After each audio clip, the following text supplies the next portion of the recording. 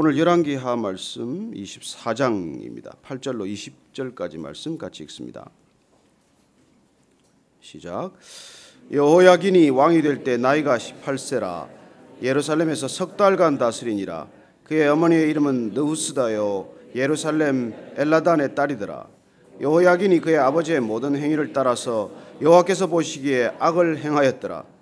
그때 바벨론의 왕 느부갓네살의 신복들이 예루살렘에 올라와서 그 성을 에워싸니라. 그의 신복들이 에워쌀 때 바벨론의 왕 느부갓네살도 그 성에 이르니 유다의 왕 여호야긴이 그의 어머니와 신복과 지도자들과 내시들과 함께 바벨론 왕에게 나아가매 왕이 잡으니 때는 바벨론의 왕 8째 해이라. 그가 여호와의 성전의 모든 보물과 왕궁 보물을 집어내고 또 이스라엘의 왕 솔로몬이 만든 것 곧 여호와의 성전의 금그릇을 다 파괴하였으니 여호와의 말씀과 같이 되었더라.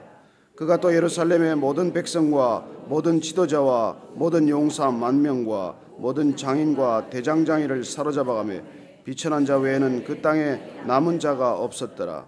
그가 여호야긴을 바벨론으로 사로잡아가고 왕의 어머니와 왕의 아내들과 내시들과 나라의 권세 있는 자도 예루살렘에서 바벨론으로 사로잡아가고 또 용사 7,000명과 장인과 대장장이 1,000명 곧 용감하여 싸움을 할 만한 모든 자들을 바벨론 왕이 바벨론으로 사로잡아가고 바벨론 왕이 또 여호야긴의 숙부 matthaniah를 대신하여 왕으로 삼고 그의 이름을 고쳐 시드기야라 하였더라.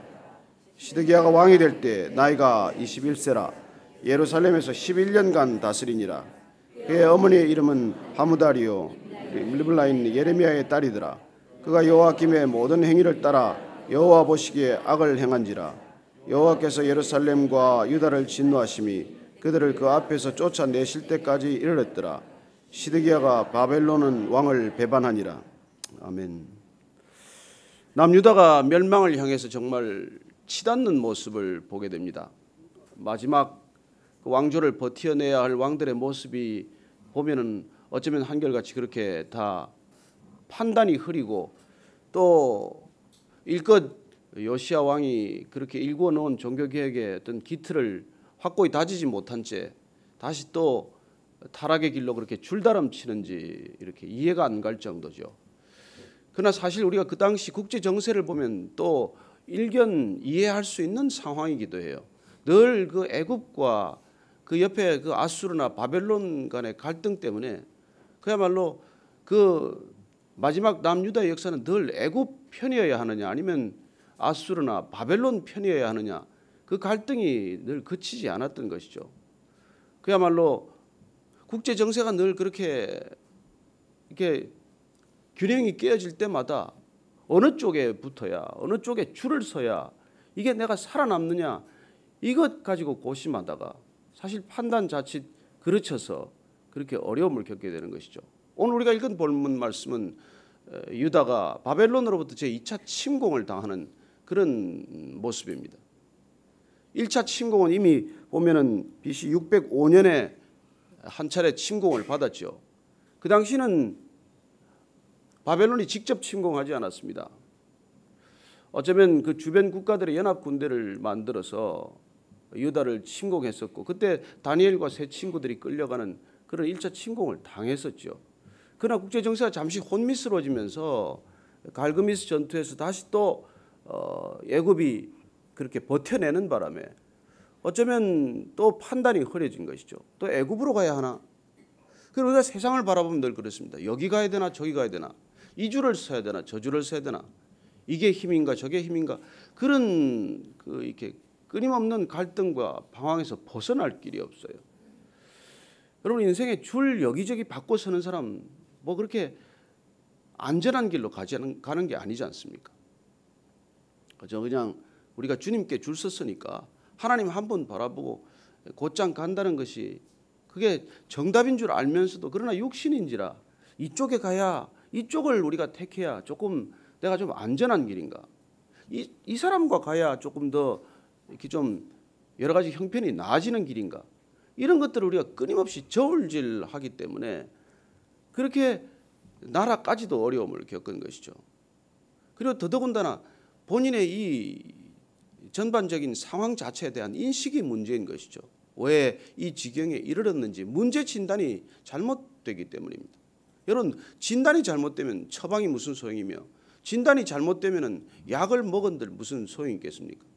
모든 것은 사실 이 지금 우리에게 주어진 이 모든 상황의 문제의 뿌리가 어디에서 시작된 것인지를 정확히 진단하는 것이 먼저고, 그 진단이 분명하다면은 비록 어렵고 비록 시간이 걸리고 비록 죽을 것 같더라도 그러면 끊임없이 그 길을 가야 하는 것이죠.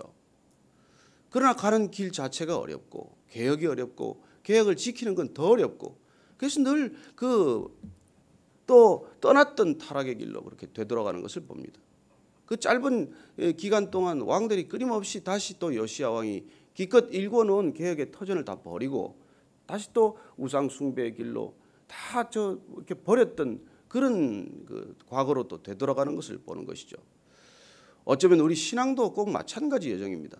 우리는 남의 나라 역사 읽듯이 읽을 일이 아니라 이 성경 말씀을 통해서 내 자신의 신앙의 여행은 어떤 것이냐, 이게 사실 우리가 더 큰 고민거리가 아닙니까? 정말 처음 출발은 좋았고 정말 곧장 우리가 하나님께로 달려온 것 같지만 어느 순간 우리도 육신을 가진지라 세상 사람들 살아가는 여러 가지 형태가 그 변화가 두렵고 그 변화의 속도가 하도 빨라서 쫓아가지 않으면 금방 낙오가 될 것 같고 이런 시대를 살아가는 것이죠. 그러나 우리가 변화의 흐름이나 변화의 속도의 본질을 우리가 꿰뚫어 본다면 변화가 빠른들 무슨 소용입니까? 빠른 변화라는 게 무슨 의미가 있겠어요?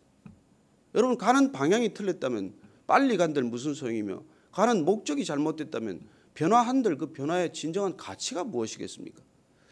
그래서 우리가 정말 이 신앙 안에서는 정말 그렇게 덧없이 흘러가는 변화의 물줄기를 보고자 하는 것이 아니라 그 변화의 흐름 가운데 유장하게 흘러가는 변치 않는 하나의 흐름을 우리가 읽어내는 것이고 그 흐름을 따라가기로 우리가 결단하는 삶이 신앙의 결단 아니겠습니까? 그래서 우리가 정말 내 마음이 확정되고 확정되는 삶이 필요한 것이죠. 이 마지막 불안할수록 더합니다. 타락할수록 더 불안하고 더 불안할수록 더 빨리 타락하는 것을 보게 됩니다. 그리고 타락하는 친구를 잡지 말라고 하듯이 타락하는 나라, 부패하는 나라는 걷잡을 수 없이 그야말로 소용돌이 치는 어려움 속으로 빠져드는 것을 보게 됩니다. 오늘 보면은 이 여호야긴이라는 왕이 다시 등극하지만 기껏 석 달 열흘간 100일간 다스리다가 다시 붙들려 가게 됩니다. 그래서 이 2차 침공 때는 다시 또 이 바벨론을 떠나고 친애굽 쪽으로 향한 유다를 친히 정벌하기 위해서 느부갓네살이 등장하죠. 이 느부갓네살은 우리가 다니엘서나 계속해서 등장할 인물이기 때문에 특별히 주목할 인물입니다. 아버지 나보폴라살보다는 훨씬 행정적으로나 군사적으로나 여러 가지 이렇게 탁월한 왕이었어요. 바벨론으로 보면 신바벨론 제국이 그야말로 제국적 기초를 다지는데 느부갓네살은 그야말로 대단한 역량을 발휘했던 사람입니다. 전투력도 그러니까 당연히 뛰어났겠죠. 그래서 지금 이번에는 친히 이 유다를 정벌하기로 결정하고 등장하게 됩니다. 그래서 여호야긴이 이번에는 그냥 또 화들짝 놀라서 이 느부갓네살이 친히 정벌에 나섰다는 이 모습을 보고는 이번에는 몽땅 항복을 하기 위해서 그의 어머니까지 모든 왕족과 귀족을 데리고 나가서 항복하지만은 이미 때는 늦었어요. 그래서 오늘 그 포로가 되었다 그 얘기입니다. 그래서 오늘 보면은 오늘 붙들려간 사람과 또 다 빼앗긴 것들을 한번 다시 보실까요? 12절 13절 말씀입니다. 다시 읽습니다. 시작. 유다의 왕 여호야긴이 그의 어머니와 신복과 지도자들과 내시들과 함께 바벨론 왕에게 나아가매 왕이 잡으니 때는 바벨론 왕 8째 해이라. 그가 여호와의 성전의 모든 보물과 왕궁 보물을 집어내고 또 이스라엘의 왕 솔로몬이 만든 것 곧 여호와의 성전의 금그릇을 다 파괴하였으니 여호와의 말씀과 같이 되었더라. 그래 또 보면은 여기 왕궁까지도 이 웃기는 이 여호야긴이 그 짧은 시간 동안 그 나라가 어려운데도 불구하고 본인의 왕궁을 새로 짓겠다고 또 역사를 벌였어요. 왕궁을 호화스럽게 꾸며보겠다는 생각까지 한 것이죠. 그러니 그야말로 골고루 못난 짓만 골라서 한 것입니다. 나라가 그 지경이고 그야말로 국민들이 어떻게 보면 도탄에 빠져 있는데 본인 거처 하나 또 잘 짓겠다고 그런 짓을 또 했던 것이죠. 그래서 이번에 결국은 제위 8년에 오른 느부갓네살이 친히 와서 이번에 성전의 모든 보물이란 보물은 다 이제 긁어가고 다 파괴하기 시작하는 것을 봅니다. 그래서 결국 14절 말씀에 보면 누가 다 잡혀갔습니까? 시작. 그가 또 예루살렘의 모든 백성과 모든 지도자와 모든 용사 10,000명과 모든 장인과 대장장이를 사로잡아가며 비천한 자 외에는 그 땅에 남은 자가 없었더라. 이 느부갓네살이 머리가 뛰어났다는 것은 한 나라를 파괴시키는데 아주 지능적으로 파괴를 시키는 것이죠.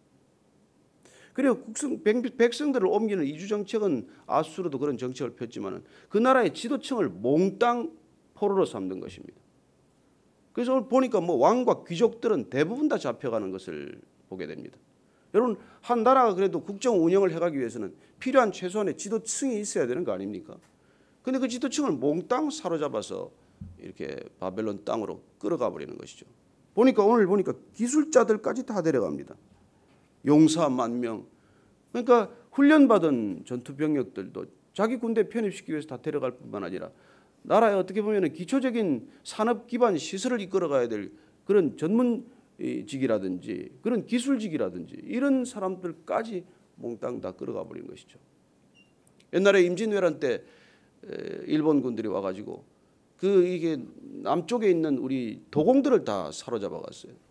그래서 일본 이렇게 다 끌어가가지고 일어나게 된 게 그쪽 사츠마 도요지가 생긴 것이죠. 그래서 그때 잡혀갔던 한 사람이 아버지 이름부터 쭉 이름을 심수관을 이렇게 지어붙여서 제가 하여튼 한 20, 30년 됐나요? 가서 만났을 때 그 사츠마 지역에 14대 심수관 씨를 만났어요. 그 이름이 그냥 14대 심수관이에요. 임진왜란 때 붙들려온 그 선조 도공의 이름을 그대로 그냥 계속 물려받아서 쓰고 있는 것이죠. 그래서 일본의 도예 문화를 그렇게 만드는 그런 일을 했듯이 잡아올 때 이렇게 뭐 왕족만 잡아오는 것도 아니고 그렇게 귀족들이나 그리고 전문직 사람들이거나 이런 사람들을 데려가서 자국의 어떤 그런 문화를 일으키는 데도 큰 도움을 받는 것을 보게 됩니다. 어쨌든 오늘 보니까 그 땅에 비천한 자 외에는 남은 자가 없었다고 기록이 되어 있습니다.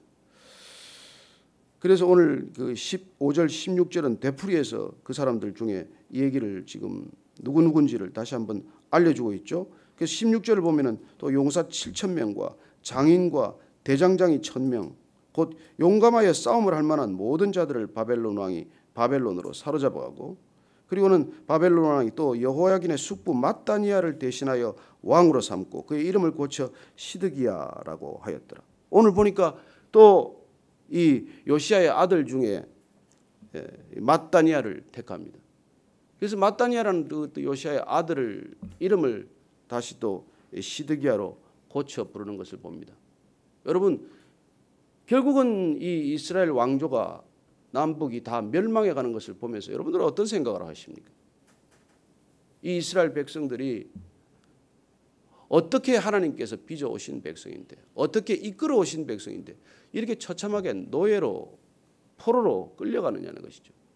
그러나 사실 근원으로 올라가 보면 이 이스라엘 백성들이 어떻게 형성되었는지 그 역사의 근원을 더듬어 가보면 결국 노예로 시작했다가 노예로 돌아가는 것을 보게 되는 것이죠. 여러분, 믿음의 조상으로 택함을 받은 아브라함이 갈대아 우르 사람이에요. 결국 지금 바벨론 땅에 있었던 사람이에요. 어쩌면 하나님께서는 그 땅에서 그야말로 지극히 평범한 사람, 뭐 아브라함이 그 당시에 왕족이었습니까? 무슨 탁월한 군인이었습니까? 무슨 대단한 예술가였습니까? 그냥 평범한 한 사람 부르셔서 그 사람을 결국은 믿음의 조상으로 삼아서 이스라엘 백성들의 12지파를 만들어가는 과정을 우리는 구약 전체를 통해서 보지 않습니까? 그리고 그 백성들을 하나의 민족 단위로 빚으시기 위해서 우리가 이해할 수 없는 방법으로 하나님께서는 그 백성을 한 선민처럼 본인들은 여기지만은 그런 백성들로 빚어갔습니다. 그래서 애굽이라고 하는 인큐베이터에 넣어서 그 이스라엘 백성들을 그야말로 민족 단위로 만드신 것이죠. 그래서 왜 믿음의 조상을 만드는데 가장 평범한 사람을 불렀으며 왜 그 아브라함의 후손들을 애굽 땅에 넣어서 민족 단위로 만드시며 왜 노예가 된 이스라엘 백성들을 광야로 불러내시며 왜 그 백성들을 가나안 땅에서 무슨 일로 소명을 주셨는지 이게 우리가 쭉 훑어오는 구약의 역사 아닙니까? 그래서 보면은 가장 평범하고 그렇게 뭐 두각을 나타낼 일도 없는 사람 하나 불러서 믿음의 조상 삼으셔서 애굽 땅에서 가장 출중한 문화를 가지고 가장 큰 제국이었지만 그 제국 밑에서 노예로 살아가면서 한 백성을 만들어서 하나님께서는 가장 무기력하고 가장 천하고 가장 정말 무능한 연약한 백성들을 하나님께서는 광야라는 곳으로 다시 불러내지 않습니까? 제 힘으로 나올 수 있습니까? 어떻게 해서 그 백성들이 출애굽이 가능합니까? 하나님만이 하실 수 있다는 것을 보여주시기 위한 것이고 하나님만이 가장 천한 백성도 하나님이 택하시면 어떤 백성이 되는지를 보여주시고자 하신 것이죠. 그런데 그들은 자기들이 선민이라고 말합니다. 아니요, 천민이에요. 무슨 선민이에요? 하나님께서 택해 주셨기 때문에 선민이라는 생각을 갖는 건 좋지만 그들의 뿌리는 고대 중근동에서 가장 키도 작고 볼품도 없고 무기력하고 가진 기술도 없고 뭐 별 게 없는 민족 아닙니까? 그야말로 그 막강한 애굽 땅에서 끌어낸 이유는 그야말로 제 힘으로 나올 수 없는 사람, 제 발로는 도저히 그곳을 벗어날 수 없는 수렁, 거기서 건져주는 것이 구원이고 그 출애굽을 통해서 하나님이 어떤 분인지를 드러내신 것이죠. 광야에서 먹고 살만한 백성들입니까? 그 광야에서 뭐가 있다고 어떻게 삽니까? 전적으로 하나님께 의지할 때 모든 것을 공급하신다는 것을 보여주셨고 그래서 이제 가나안 땅에 집어넣을 때 주신 사명이 무엇입니까? 무슨 소명을 받고 간 것입니까? 그 땅이 죄의 수렁에 빠져 있으니 그 가나안 땅을 하나님의 나라, 하나님의 땅으로 바꾸라는 게 주어진 소명 아닙니까? 그리고 그들이 그 소명을 잊어버리면 그 땅에 보낸 목적이 무엇이겠어요? 그 땅에 왜 가야 합니까? 왜 있어야 합니까? 그리고 있어야 할 목적과 이유를 잃었기 때문에 하나님께서 제자리로 돌아가도록 하신 것이죠. 그들의 제자리는 노예예요. 출발이 노예예요. 그러니 다시 노예로 돌아간 것이죠. 어쩌면 우리 신앙의 자리도 이렇게 시작했다가 이렇게 끝날 수 있다는 것입니다. 하나님께서 일껏 구원해 주셨지만 하나님께서 불러낼 수 없는 사람, 빠져나올 수 없는 수렁, 그야말로 내 힘으로는 도저히 할 수 없는 그 상황에서 하나님께서 구원이라는 그야말로 한 줄기 빛 같은 것을 우리에게 부어주셨는데 그래서 우리가 선민이어서 불러받은 건 무엇입니까? 아니, 우리가 천민이라서 부르신 거예요. 그렇게 부르셨건만 그렇게 불러서 우리를 연단시키셔서 다시 세상 가운데로 보내는 건 세상처럼 살라고 보낸 게 아니지 않습니까? 세상을 하나님의 나라로 바꾸라는 것이고 세상의 방식대로 일하는 이 세상 가운데 하나님의 방식으로 일함으로 하나님을 드러내라고 보냈지만 그러나 우리가 동일하게 그들과 같이 살아갈 때 하나님께서는 거기 보낸 이유와 목적을 잃어버린 우리를 그 자리에 두실 이유가 뭐겠습니까? 어쩌면 수치를 겪게 하시겠죠. 오늘 교회가 그런 수치를 겪고 있는 것 아닙니까? 교회란 무엇입니까? 불러내신 존재예요. 다시 파송하신 존재입니다. 그러나 그 교회가 세상과 구별되지 않으면 교회로 둘 이유가 무엇이며 거기에 하나님이 머무르실 이유가 뭐 있겠습니까? 이제 곧 성전도 파괴되겠지만은 하나님께서는 오늘 이 이스라엘 백성들의 모습을 보면서 나는 도대체 나를 불러내신 하나님의 목적을 내가 날마다 기억하고 있는가를 우리가 다시 확인해야 할 것이고 세상 가운데 우리가 살아가지만 세상의 방식대로 사는지 나를 점검하고 세상의 가치관 속에 다시 젖어 있는지를 우리가 확인하지 않는다면 그야말로 우리가 애굽과 바벨론 사이에서 줄타기 하다가 망하는 것처럼 돈과 권력 사이에서 줄타기 하다가 망하는 백성이 되든지 그렇게 되고 말지 않겠습니까? 교회가 마치 돈과 권력 사이에 줄다리기를 하는 것 같은 그런 형국 아닙니까? 그래서 우리가 오늘 이 하나님께서는 여러분 보십시오. 애굽은 엘리야킴을 여호야김으로 이름을 바꾸었어요. 오늘 바벨론은 보니까 mat단이야를 다시 시드기야로 이름을 바꿉니다. 여러분 세상은 우리의 이름을 바꾸는 게 목적이에요. 이름이란 존재 자체가 바뀌는 것입니다. 그래서 우리가 일본 침략받았을 때 이름 바꾸는 창씨 개명을 당하지 않았습니까? 김씨를 다 바꾸라 그러니까 뭐 김전 해가지고 뭐 가네다, 뭐 김산, 금산 만들어서 가네야마 그렇게 이름을 바꿔야 했던 시절이 있지 않습니까? 그리고 그 일본 그런 지배를 받는데 일제가 그리 좋습니까? 아니면 내가 뭐 일제 쓰지 말라고 지금 뭐 그런 얘기 하자는 건 아니지만, 여러분 잊어버리면 또 당한다는 거예요. 역사를 잊어버리면 또 당한다는 거 아닙니까?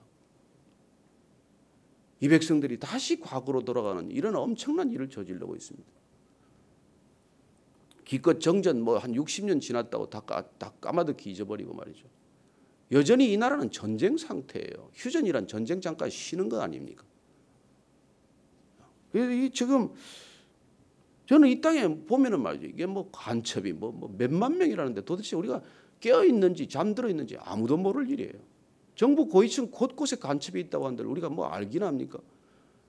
여러분 통일이 동독 서독 통일되고 나서 서독이 깜짝 놀랐던 것은 동독의 첩자들이 서독 고위층에 대통령 비서실에까지 잠입해 있는 걸 발견했습니다. 베트남이 멸망할 때 여러분 그냥 망했습니까? 그 안에 남쪽에 5만 명이 넘는 첩자가 활동하고 있었다는 기록이 있어요. 어쩌면 이 땅을 향한 하나님의 경고음은 끝없이 우리에게 지금 들리지만은 정말 이 백성들이 불과 한 세기 전에 있었던 그 고난의 시간, 이름을 빼앗기고 성을 다 갈아야 했던 그 창시계명의 수모도 다 잊어버린 채 그렇게 살아가는 정신없는 백성들이 된 것이죠. 여러분 힘 없으면 힘 있는 사람한테 끌려가고 생각이 없으면 생각하는 사람한테 끌려가게 돼 있어요. 성경이란 우리를 끝없이 묵상케 하고 그야말로 끝없이 우리를 하나님께 붙들린 바 되게 하시는 까닭은 하나님의 백성은 결국 하나님이 보호하시고 하나님이 수치를 겪지 않게 하신다는 것을 하나님이 이 세상 가운데 드러내고자 하시는 것인데, 우리가 그걸 떠나버리면 세상한테 수치를 겪게 되어서 결국 이름이 바뀌었다는 거예요. 마따니아가 시드기야로 바뀌었다는 것입니다. 뭐 이름의 뜻은 나쁠 게 없어요. 마따니아는 하나님의 선물이고 뭐 시드기야는 하나님의 정이라고 하니까 뭐, 그러나 어쨌건 내 이름이 바뀌어야 한다는 것, 그게 이 세상이 우리를 노리는 거예요. 우리의 존재 자체를 바꾸고 우리의 정체성을 바꾸는 것이 세상의 목적이고 문화의 목적이에요. 그러니까 모든 문화를 따라갈 일이 무엇입니까? 그래서 오늘 18절 이하를 한번 봅시다. 이 시드기야는 내일 우리가 뭐 그 멸망을 앞두고 보겠지만 한번 같이 읽습니다. 시작. 시드기야가 왕이 될 때 나이가 21세라 예루살렘에서 11년간 다스리니라. 그의 어머니의 이름은 하무다리요 리블라인 예레미야의 딸이더라. 그가 여호와김의 모든 행위를 따라 여호와 보시기에 악을 행한지라. 여호와께서 예루살렘과 유다를 진노하심이 그들을 그 앞에서 쫓아내실 때까지 이르렀다. 시드기야가 바벨론 왕을 배반하니라. 그래요, 시드기야는 또 이렇게 바벨론 왕을 배반합니다. 예레미야 선지자가 그렇게 예언했어요. 목청껏 예언을 했습니다. 그 한 절만 제가 읽어드리고 마칠게요. 예레미야서 27장 9절 이하를 보면은 너희는 너희 선지자나 복술가나 꿈꾸는 자나 술사나 요술자가 이르기를 너희가 바벨론의 왕을 섬기게 되지 아니하리라 하여도 너희는 듣지 말라. 그들은 너희에게 거짓을 예언하여 너희가 너희 땅에서 멀리 떠나게 하며 또 내가 너희를 몰아내게 하며 너희를 멸망하게 하느니라. 그러나 그 목으로 바벨론 왕의 멍에를 메고 그를 섬기는 나라는 내가 그들을 그 땅에 머물러 밭을 갈며 거기서 살게 하리라 하셨다 하라. 여호와의 말씀이라 하시니라. 하나님이 이런 말씀을 하니 그걸 전한들 얼마나 기분이 나쁘겠어요. 바벨론 땅으로부터 풀려날 것이라고 예언을 해줘야 기분이 좋지, 거기 그냥 섬기고 있으라 그러는 예언을 누가 듣겠습니까? 그러나 하나님께서는 때를 따라 우리가 굽히게 하시고 때를 따라 노예로도 있게 하시지만, 그러나 하나님께서 말씀하시면 그러면 이래도 좋고 저래도 좋은 것입니다. 말씀대로 살다가 당하는 고난이야 이런들 어떻고 저런들 어떻습니까? 하나님의 길을 가다가 죽은들 어떻고 산들 어떻습니까? 여호와 보시기에 그 죽음도 귀한 것이라고 말씀하셨는데, 그러나 정작 하나님을 떠나서 내 모든 정체성을 꺾어버리고 벗어버리고 또 회절돼버리고 그리고 끝내 나를 잃어버리는 그 세상 속에서 여러분이나 저나 길을 잃지 않게 되기를 축원합니다. 네, 오늘 기도하실 때는 정말 주님의 음성을 따라 살기를 결단하시기를 다시 원하고, 그리고 내가 세상 속에 부러워서 이 길 저 길 놓고 저울질하지 않게 되기를 바랍니다. 세상에 이 길 저 길은 없습니다. 오직 주님의 길이 있을 뿐입니다. 한번 내 마음이 다시 결단되고 확정되고 확정되기를 같이 한번 기도의 자리로 나아갑니다. 하나님 아버지, 주님께서 우리를 부르셨을 때 하나님,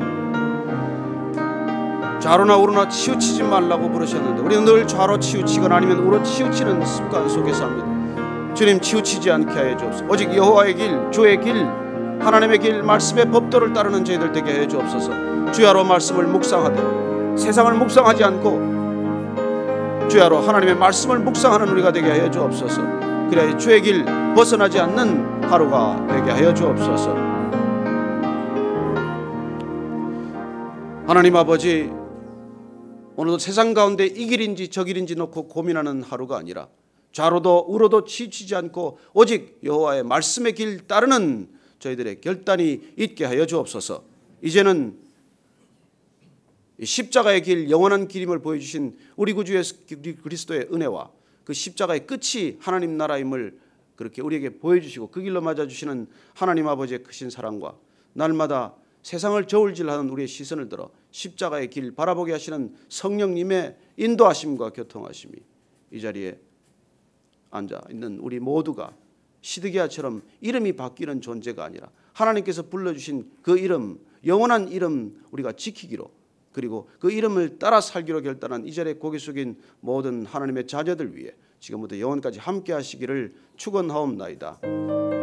아멘.